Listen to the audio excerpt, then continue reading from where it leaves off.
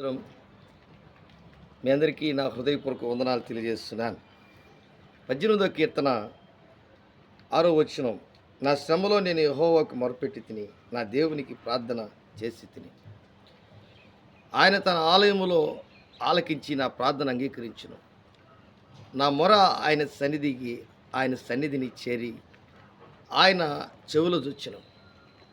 దేవుని బిడ్డలారా, ఇది దావీదు యుద్ధములలో సౌలు చేతిలో నుండి యెహోవా అతన్ని తప్పించిన దినమున, లేక ఆయన కష్టాల్లో బాధల్లో ఉన్నటువంటి పరిస్థితుల్లో చేసినటువంటి ప్రార్థన.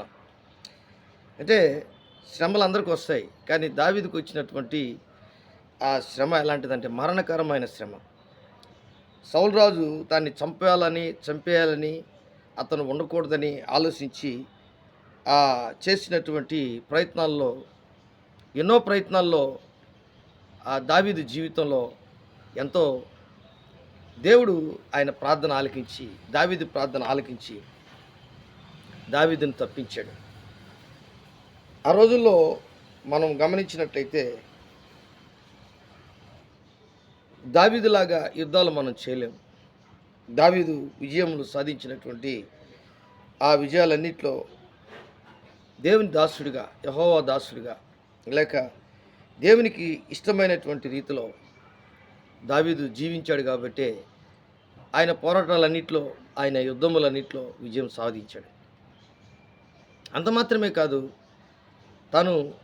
ఎవరైతే తాను హింసపెట్టాలి, ఎవరైతే తాను చంపేయాలి, ఎవరైతే తాను భయంకరమైనటువంటి నాశనమునకు గురి చేయాలి, భయంకరమైనటువంటి పరిస్థితుల్లోకి అతను తీసుకెళ్ళి అతన్ని చావు చూడాలి, అతని మరణమును చూడాలి అనుకుంటున్నటువంటి వారందరికీ దేవుడు దావీదు పట్ల నిలబడ్డాడు. అందుకే అంటాడు, నా శ్రమలో నేను యెహోవాకు మొరపెట్టి తిని. అంటే శ్రమ దినమున నువ్వేం చేయాలో ముందు గుర్తు చేసుకోవాలి. నువ్వు ప్రార్థన చేయాలి. నీవు ఆ శ్రమలలో దేవునికి మొరపెట్టినప్పుడు ఖచ్చితంగా దేవుడు మొర ఆలకించి నీ ప్రార్థన ఆలకిస్తాడు. ఈరోజు చాలామంది జీవితాల్లో శ్రమ వచ్చినప్పుడు ప్రార్థన ఆగిపోతుంది, కష్టం వచ్చినప్పుడు ప్రార్థన ఆగిపోతుంది, ఇబ్బందులు వచ్చినప్పుడు ప్రార్థన ఆగిపోతుంది. ప్రార్థన చేయరోళ్ళు అనేకమైనటువంటి ఇబ్బందులు వచ్చినప్పుడు ప్రార్థన చేయడం మానేస్తారు. దావీదు అలా కాదు. ఆయన శ్రమలన్నిటిలో ఆధ్యాత్మికంగా ఆయన ముందుకే వెళ్ళాడు, కానీ ఎంత కష్టం వచ్చినా, ఎన్ని ఇబ్బందులు వచ్చినా ఆయన జీవితంలో వెనక్కి తిరగలేదు. ఈరోజు మన జీవితంలో మనం ఏం చేయాలి? ఈ లోకంలో ఆధ్యాత్మికంగా మనం జీవిస్తున్నటువంటి పరిస్థితుల్లో సైతాను మనల్ని వెనక్కి లాగుతున్నటువంటి పరిస్థితుల్లో ఆధ్యాత్మికంగా ముందుకు వెళ్లకుండా, మనల్ని అనేకమైనటువంటి పరిస్థితుల్లో ఉండకుండా, అంటే ఆధ్యాత్మికమైనటువంటి పరిస్థితుల్లో ముందుకు వెళ్లకుండా, దీవెనలు పొందకుండా మన జీవితాన్ని అనేకమైనటువంటి పరిస్థితుల్లో నుంచి వెనక్కి లాగుతూ ఆధ్యాత్మికంగా ముందుకు వెళ్తున్నటువంటి పరిస్థితుల్లో మనల్ని వెనక్కి లాగుతూ ఉంటే మనం ఏం చేయాలి? అదే పోరాటం అంటే, ఆత్మీయ పోరాటం, శారీరకమైన పోరాటం. ఈ శరీరమేమో పాపం చేయాలనుకుందనుకో, మనసేమో దానికి సపోర్ట్ చేసిందంటే వెంటనే అక్కడ దేవునికి ఇష్టమైన రీతిలో నువ్వు ఉండవు.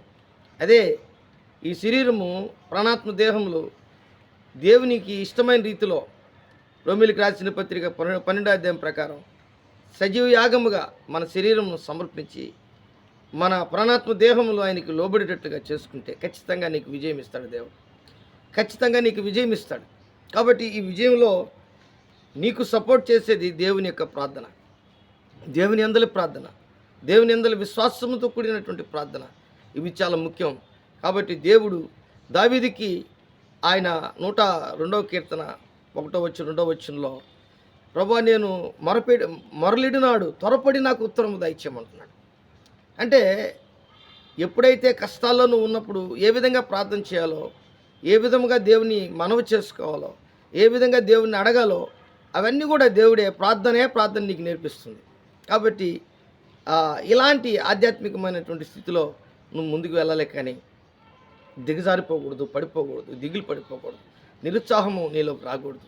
అప్పుడే దేవుడు నిజమైనటువంటి విశ్వాసిగా నిన్ను గుర్తిస్తాడు. నిజమైనటువంటి ప్రార్థనాపరుడిగా, నిజమైనటువంటి ప్రార్థన యోధుడిగా నిన్ను గుర్తించి దేవుడు నీకు సహాయం చేసి నీ ప్రార్థనకు జవాబు దయచేస్తాడు. దేవుడి వాక్యాన్ని దీవించి ఆశీర్వదించునుగాక.